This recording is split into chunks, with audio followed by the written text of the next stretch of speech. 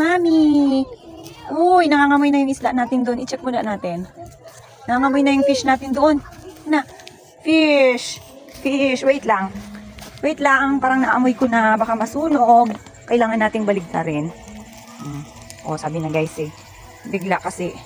Nabigla siya. Kailangan balibaligtarin lang natin. Kalalagay lang po kasi niyan eh. Hindi pwedeng masunog kasi isa lang yan. Yan ang ulam namin ngayong gabi. Kasi guys, kagabi, ang ulam namin, karne. Kaninang umaga, karne na naman.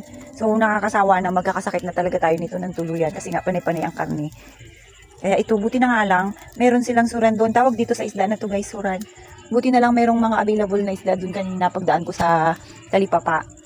Doon kasi guys, yung binibila namin noon, bibihira lang na wala silang mga tindang isda. Kasi parang may pinagkukunan sila ng mga isda.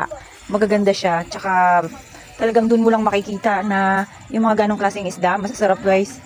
Madalas kasi sa ibang mga tindahan, mga galunggong, ganoon, bawal sa atin. Plus ito yung isda na to, nilinis ko na rin dito para luluto natin bukas. Namin pala, gagawin naming paksiw.